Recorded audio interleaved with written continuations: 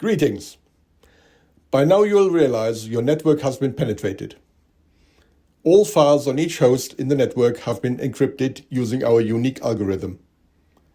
Your backups were encrypted or deleted, and shadow copies have been removed. But here's the good news. We want to get you back up and running as soon as possible using our exclusive decryption software that's only available from us. Please contact us at the address provided in our message to agree a price for our decryption software. You should get in touch within the next 48 hours. After 7 days, your data will not be recoverable. Thank you for choosing us as your decryption partner, and have a good day. Thank you for that. Joanne, can you explain what we've just heard there? I can, yes. So that is a recreation of a recording that I heard when I attended an event by Arctic Wolf that provides cybersecurity incident management. So it is a message that was left on one of their customers' voicemails after they had been the victim of a ransomware attack. Wow. And cybersecurity is what we're here to talk about today. I'm joined by two experts on this topic, Joanne Gill and Jason Nisi. Joanne, can I ask you first of all to tell our listeners who you are, what you do, and then Jason, if I can ask you to jump in afterwards, that'd be great. So I'm Joanne Gill and I run Cyber Crisis Readiness and Response, which is an agency that helps companies prepare for and respond to cyber crises. And that is through planning, training, and then exercising. And my background and experience that sort of comes into this is I spent a long time, a little bit like Jason, journalism, crisis communications, and then I spent some time with a specialist crisis management company. And I just saw that at the top of everybody's risk register is cybersecurity. So I've done a qualification in that and I'm specialising in helping companies prepare for cyber crises. Thank you. Thanks, Joe. So I'm a corporate financial communications consultant. I've been doing that for 20 years. And before that, I spent 20 years as a national newspaper journalist, including being a business editor. I've worked on a lot of crises and supported companies in difficult situations. And I've been watching what's been happening with the cyber situation, and I see that as an unusual type of crisis, which is a long-form crisis. Most people have crises and they happen quickly and they're resolved relatively quickly, positively or negatively. And so I was introduced to Joe and we formed a partnership to do cyber crisis readiness and support. So we're working together. And now feels like the moment when companies need it most, right? We've seen some pretty high-profile cases. Jason, you talked just then about the long tail of the impact of this, and this seems to have happened with JLR. We've seen this happen with M&S. Could you, for listeners who may not be so familiar with these attacks and the damage they've done, could you give us some good examples of an attack and the impact that it can have with an organisation? So I think M&S and Jaguar Land Rover, both of them really have got into mainstream media in a way that attacks haven't done in the past. And they just demonstrate the devastation that they can cause. So M&S, everybody's a customer at M&S, and they've spent, or it's estimated that the costs of that are about 300 million. But 300 million. Yeah, but people have then seen the impact of the disruption in empty shelves. So everybody saw the impact with Marks and Spencer's. With Jaguar Land Rover, I think there are 160 million, 170 million direct costs that they have spent in responding to the incident. But at the same time, they were also looking for government help to prop up the supply chain and all of the other businesses that are in the ecosystem that were suffering as well. So I think those are the two sort of examples that people will have heard of that demonstrate the disruption, the financial and reputational impact that a cyber crisis can have, and how long it can take to recover from it.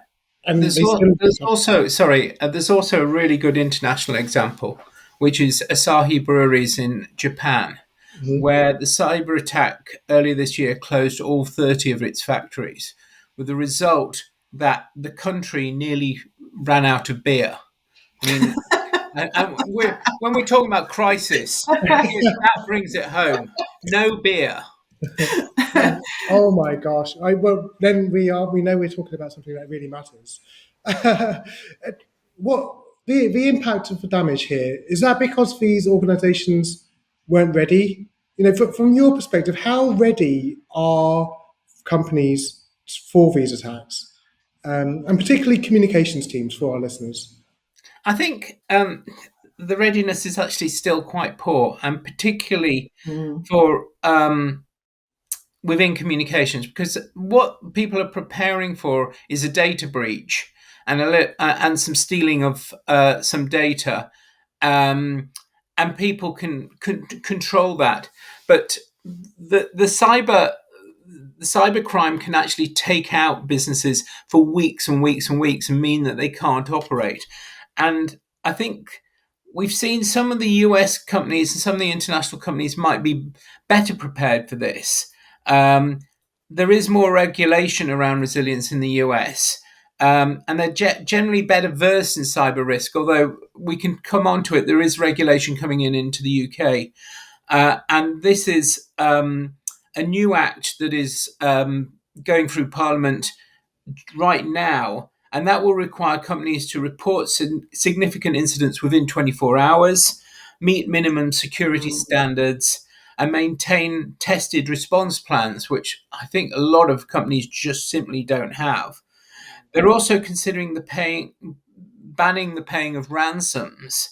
Now, this is an interesting situation because people don't tend to admit that they've paid a ransom. But the general belief is that in the vast majority of ransomware hacks, they've been resolved by payments to the bad guys. Right. Oh, that's interesting. Take us there, because at the beginning of this podcast, we heard that voicemail that's been left Yeah. by someone who'd done this attack. And what happens in these attacks? Talk us through what happens in the first 24 hours. So I think the first 24 hours are chaos. People just don't really know what's going on. You might have some of your systems are available, other systems aren't available. And it's really difficult to get a grip on what's happening, what the impact is, and when you might have recovered from that impact. So it is, as I think, as Jason says, it's completely different to a normal crisis, isn't it? And there's another factor, which is if they're taking down your computer systems, you may not have access to your databases, so you don't know how you've not got the means to communicate, to identify who you need to communicate with. But also, they may take down your email, so they may mean that you can't actually use the tools that you usually use to communicate. So you're essentially caught like a rabbit in headlights. So you don't have access to email. I guess Slack will be down as well. Yeah, Teams. We're back to an analog method, right? I mean, you were telling me before we recorded about this report about that, which recommended the NCSC report recommending that we have a pen and paper contingency. Like, is that what operational readiness looks like in this day and age? Yeah. So they have the NCSC. National Cyber Security Centre has actually said that you may need pen and paper, which is maybe a little extreme. You can probably use a M&S typewriter. had to go back to pen and paper. Did they? Yeah. M&S went back to pen and paper. Yeah. Yeah. But you need physical copies of your crisis plan, and you need to have physical copies with all the people who can operate it. And what that physical that plan will have is you want to define your crisis management comms team. So who are the core people who need to be in charge? And then you need to do a plan. And you've got, quite simple, basic things like names, company contact details, personal contact details, which you would normally do in a crisis situation. The Then you will need activation procedures with what channels you can use. Mindful that there is you won't have the computer systems to access this. You need to roll checklists. You need a communication strategy template. You need agendas for when you're going to have meetings and how you're going to hold those meetings. You need to look at other external communications channels that so are you going to use social media? Are you going to send emails from somebody's Gmail?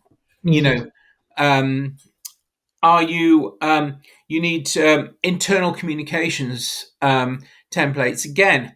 In the old days, internal communications was through meetings, town hall meetings, as they call them in the US, or newsletters. Well, you might have to go back to that. You need to know. Just going back to the external communications channels, you need to know who has access. I once dealt with a crisis where the social media channels were owned by the marketing team, and it happened over Christmas, and the marketing team had gone off for Christmas. And we were trying to get them back so they could open these up, open it up. You need your communications pre-approved by legal, HR, investor relations, all of that. You need to work out how you contact your external advisors. You need classic stakeholder mapping, but all of these need to be down on paper. Yeah. And once you've done that, you need to actually train the team to deal with this, because it's not something they will have ever done before. Ideally, a tabletop exercise to begin that in a safe environment, and then maybe something more sophisticated. You need to make sure everybody's got a copy of the plan. And what you also need is some clean laptops. So just in a cupboard, you need some laptops which are not on the system. And I spent time working at a bank, and they would not allow anybody to use their personal laptops on their system. So how their protocols work on having some clean laptops, I don't know. Wow. I mean, it feels like if you don't have access to the protocols and those systems, which may be on a laptop, which you won't have access to, that just leaves a huge void for people to make mistakes. Yeah, Yeah, it I mean, does. do you see any patterns here? Are there common mistakes that people make, or does it just lead to paralysis? Talk us through what happens in these situations. Well, I think it can lead to paralysis because, unlike with a sort of situation, I mean, however bad a situation is, in a usual crisis, so say you have a company and there's an accident on site and you have some deaths, then you know what you're going to do with that, because you know that you need to communicate with the families. You need to make sure that your staff are okay. Yeah. You need to deploy the sort of employee help. But when you've got a cyber crisis, you just don't know what's happened, who's been impacted, how long it's going to take to get back together or to get it fixed. And you also are sort of sitting there going, well, I can't email, I can't send anything out to the press. Internally, none of our systems are working. So you might be going back to the old cascade systems that people had. So if you're trying to say to people, look, the systems are down, you just need to go home until we fix it, which is what happened with Jaguar Land Rover, then it might be that old-fashioned WhatsApp cascading. And then from an external point of view, you might find that you're using that clean laptop to log on to your media distribution system or your social media channels, but you can only do that if you've got those details written down and you know who can do that. Yeah. So I think it's sort of, even if you do that, you still don't know what your messaging is, but it's really important that you do communicate and you don't leave a void, because if you do leave a void, you'll have speculation, won't you, Jason? You don't like people leaving voids, do you?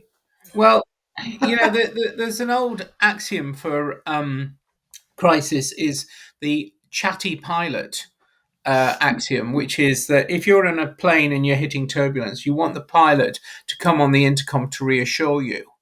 So in a crisis, you want the company communicating that things are happening, things are okay. You may not actually have they may not actually know that whether they are, and they may not want to do any communication, especially if you've got legal looking over your shoulder and saying, don't say anything in case you get into trouble. The other thing is, you've got to think about your spokesperson.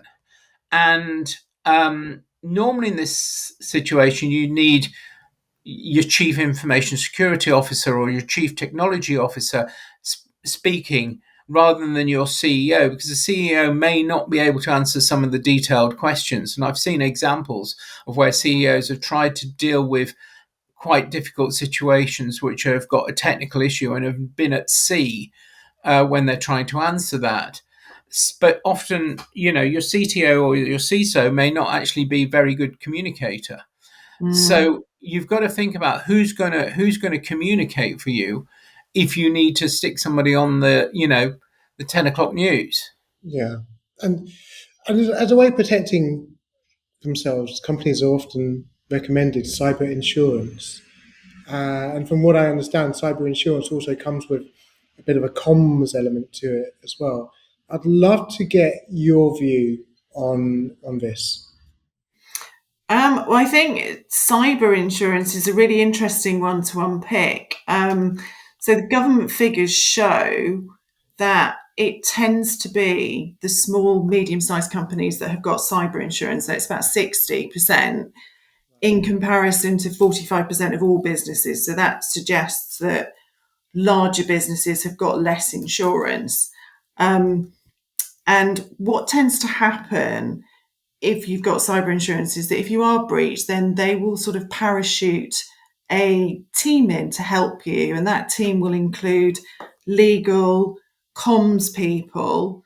And there's another one. What's the other one? So it's legal, comms, and can you remember? No, I can't remember. The legal comms, maybe technology. Yes, so you're absolutely forgetting the most important thing, your forensic investigation. But just because you've got that insurance doesn't actually mean that the business will survive. So there's a really good example of an organisation called Knights of Old, which in 2023 had 500 lorries on the road. So it was a logistics company. And they were attacked by some hackers called Akira. And those hackers got into the system by guessing a password that had been reused multiple times by a certain employee. Now, they had cyber insurance, and they had some ransomware negotiators that came in. And the insurance, I think, was about 1 million. But the systems that had been locked meant the company couldn't operate. And I think the ransomware negotiators were suggesting it was going to be about £5 million. The company couldn't pay, so they actually went into administration with the loss of 700 jobs, slightly more than 700 jobs. So one of their directors, he's sort of given some advice to other businesses and just said, if you think they complied from a security point of view and with the insurance, so that they thought that they were safe. So he's sort of saying to businesses, actually, just because you think you're safe doesn't mean that you are actually safe. And there can also be some real tensions if you've got a sort of team that's parachuted in that doesn't know what your company values are, doesn't know what the culture is. And if you've got advisors there, does that mean the insurance doesn't pay if the management team want to do something different to what the advisors want to do? So I think it's really important that people understand what their insurance covers is it the equivalent of third-party fire and theft? So you're just covering losses that are the consequence of your lack of security, or is the insurance there to make sure that the business survives? And I think those are the sort of important questions that you need to ask. And I think that's why some of the larger companies are self-insuring, because it's really not clear what that insurance delivers for you. As The other that thing is, company, Knights of Old, sort of demonstrate. the other thing is, if you're parachuting in a comms advisor, and the insurers tend to have partnerships with big global comms firms, and what you tend to have is they don't have an existing relationship with the internal team. They could be putting noses out of joint, but also they often have a one size fits all strategy. So a few years ago, I was talking to the head of comms of a consumer tech firm, and she said, "Oh, will you review this crisis comms plan that's been written by a very, very successful, prominent PR agency? I won't mention their name, but it's They're very expensive as well. they're very expensive, incredibly expensive." And I read it, and I said to her, "Hold a second. This isn't for you. This is written for a bank, and they've just cut and pasted." And she looked at this and went, "Oh my God." So if you're not going to use the comms people that they're providing, will the insurer cover you using the comms people that you want to have? And so there can be a very big internal tension there. Yeah. I mean, it feels And like that. Sorry, it's go on. also, they're working for the insurance company. So actually, what are they trying to do? Are they just trying to limit your liability? They don't care if the business survives or not, because the claim has happened, and they're just trying to contain that claim. So I think it's a really interesting one. People buy insurance because they think it's going to protect them. But as with all insurance, it's kind of the devil is in the detail, isn't it? Yeah. Absolutely. And it feels like we're not quite there with a solution that fits with comms and insurance. But we've talked a lot about companies that have got it wrong. And I feel very sorry for that awful incident with the logistics firm. Yeah. Let's turn our attention to organisations that have got it right, or at least dealt with it better. Do you have any examples of companies or organisations that have done that? And if so, what are they doing differently? So I think the best example I've got of that is some research that Vuelo did on the sentiment of the coverage that Harrods, Co-op, and Marks and Spencers had. So it was kind of there was that sort of group of retailers that was attacked, and M&S, unsurprisingly, had the most coverage, and their coverage tended to, or the majority of their coverage was around apologising. With the Co-op, the majority of their coverage was around the nature of the attack, and with Harrods, the majority of their coverage was around the future prevention.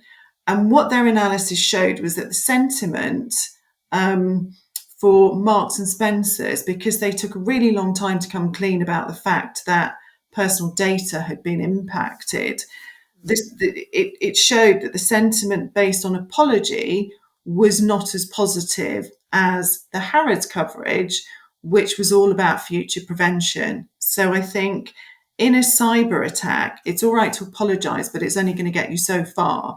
People actually want to know what's happened. So if you know that personal data has been impacted, get out there and say it early. But then what they respond to the most is how you're going to protect my data and how you're going to stop this happening in the future. So it's kind of the same in a way as a traditional crisis, where you go, okay, this has happened. This is what we're going to do to make sure it doesn't happen again, and we're sorry. So it is the same sort of thing. But I think what that shows us is that companies that concentrate on future prevention and don't just rely on apology, we'll get better reaction from the public. Yeah. And there's also a question here: is if you've got a void, then other people will step in, and you can lose control of the communication. And the classic example of this is the Qantas a flight that had to do an emergency stop in Singapore, where Qantas immediately blamed Rolls-Royce, the engine maker. And Rolls-Royce, being an engineer, took 2 weeks to respond to this. Now, in 2 weeks, you've lost the argument. Yeah. Ultimately, it was Rolls-Royce's fault. But if it hadn't been Rolls-Royce's fault, they wouldn't have been able to change perception. Yeah. Very hard to turn it around once public perception has gained momentum like that for 2 weeks. Yeah, and an airline's very good at usually, unless you're talking about Ryanair, it's usually very good about communicating with its customers. Yeah. Yeah. But that's a really interesting one, because you've generally got engineers who are going to be doing the forensic investigation, and they don't want to say anything until they know. So you've got that sort of the tension between the incident response team that is doing that forensic investigation and the comms team who want to make sure that they are controlling that narrative and that it's their voice. So that is where the tension comes on the timescale involved in cyber incidents. Yeah, I've been involved in a couple myself, and that is absolutely the tension that you see playing out. Every single catch-up call is, when can we say something? And we can't say anything. Well, we need to say something. Yeah. Yeah.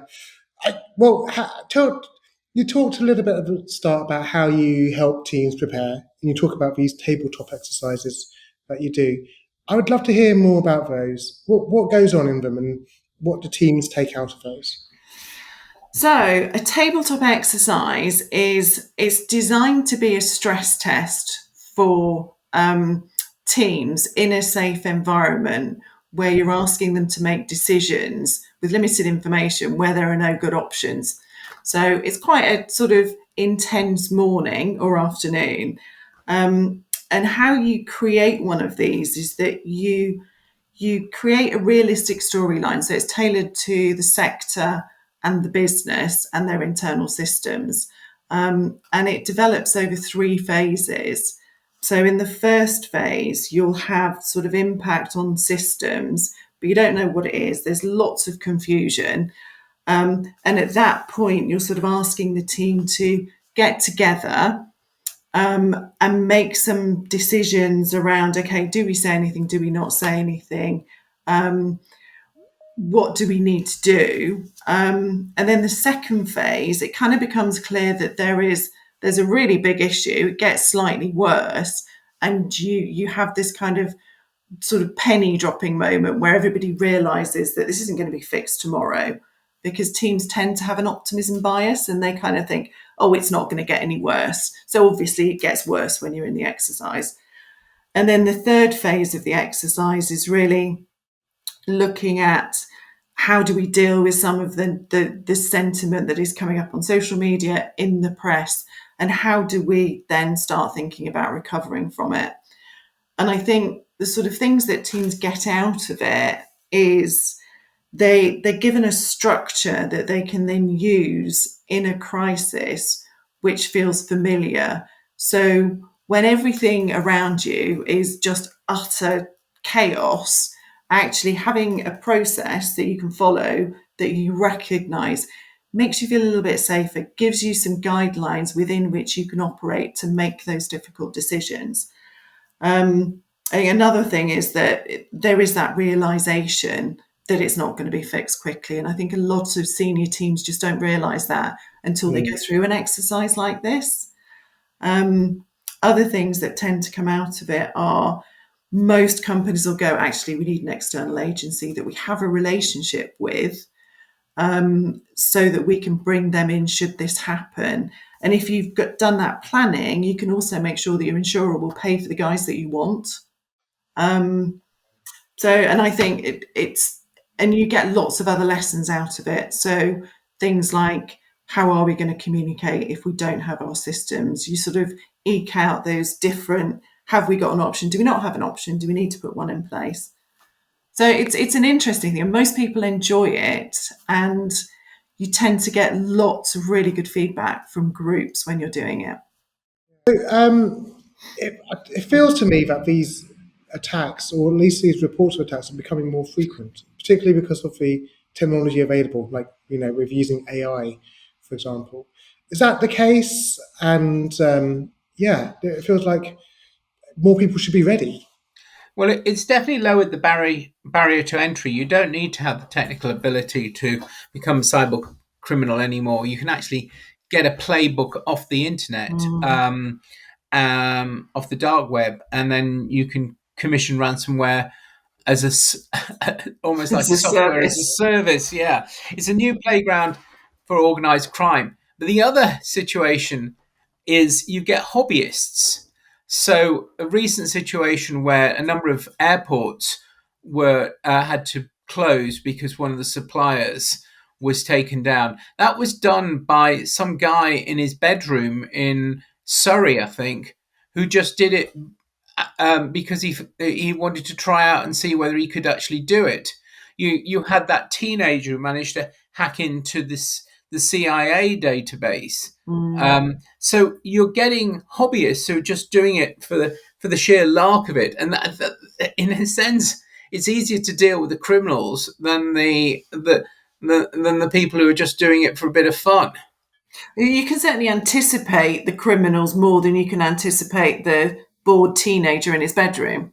Yeah. Yeah, but it's not just hobbyists and people who are financially motivated either. Like there are nation states at play here, right?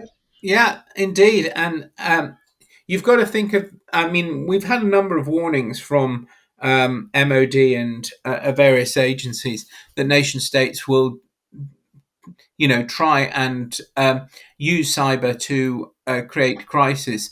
And you just need to think about, if they stop all the trains running, or they stop people being able to use the motorways, or they, close down some ports through cyber attacks, then what's going to be the effect on us? And we saw a while ago some cyber attacks on the NHS. Now, I think those were by criminals, but if you were somebody who wanted to cause damage to the UK, stopping hospitals working would be a very major thing that you might do. Yeah, and looking ahead 2 to 3 years, are we likely to see more of this stuff? Will the nature of attacks change? What patterns are you seeing emerge that might help us predict what's going to happen in the future? So I think because we are forever adding things onto or we're using different technical services, we're increasing the surface or the attack surface that criminals have got to go at. So I think, and if you combine that with AI, you've got criminals who will be constantly trying to breach. They will just have a program that is constantly running and constantly trying to find vulnerabilities. So yes, I think it is going to increase, and AI is sort of turbocharging that a little bit. I think if you're in a comms team, the things that you probably really need to look out for are social engineering. So if you've got video of your senior team in the public domain, it is very possible that you could have deep fake voice and video that has been made by AI, which is getting better all the time, could be in the public domain. So, there are all sorts of ways that you could utilize that to damage a company. I think there's another thing that companies need to think about. I think if I was in a comms team in particular, I would be asking the board how reliant we were on cloud infrastructure. So this sort of migration to the cloud has concentrated global risk in the hands of a small number of suppliers like Amazon Web Services, Microsoft Azure and Google. And as we saw quite recently with Amazon Web Services, you had some of the media outlets couldn't actually report on the attack because they were impacted by it. Yeah. And you sort of think, actually, criminals are going to be going after those bits of infrastructure. And should they be breached, the global impact of that could be absolutely huge. And I think people feel like they are outsourcing that security responsibility with the cloud, but that's only works if you configure it properly. So I think I would kind of be saying, oh, actually, have we got some data centers in the UK that we can switch to? Is that our backup? Yeah, I think the whole cloud thing is quite interesting. Yeah, totally. And I mean, we saw that, I think it was just last week when Cloudflare went down and suddenly Slack, Mhm. ChatGPT, everything was down. Comms teams were in crisis. It feels like we need help. Uh, from your expert perspective, both of you, what are the immediate actions? What are three immediate actions tomorrow that our listeners could take to help improve readiness? So I would say that you need to create a crisis comms plan, a cyber crisis comms plan specifically, that you should then train the team who are members of what's in the plan and take them through a tabletop exercise so that you can demonstrate in a safe environment or you learn in a safe environment where your gaps are. Then I would implement the lessons learnt, and then I would just repeat that every year so that you're stress testing your team, working out where you've got gaps, plugging those gaps, and that will improve readiness. Because I think teams just tend not to do that unless it's American companies. I have a friend who is the global comms director for an American-based company.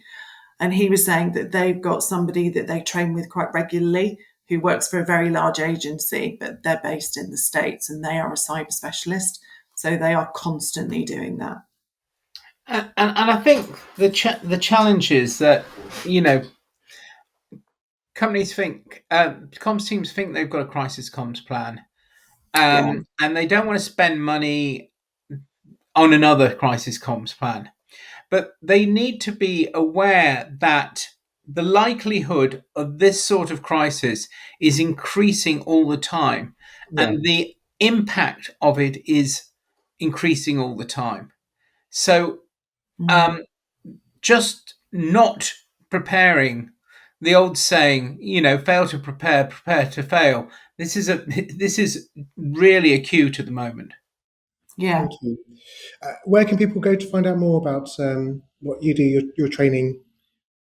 We both operate websites, and you can find out more on our websites.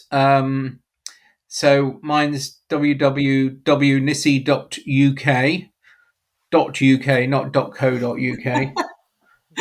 We're both on LinkedIn as well, and my website address is cyberreadiness.co.uk.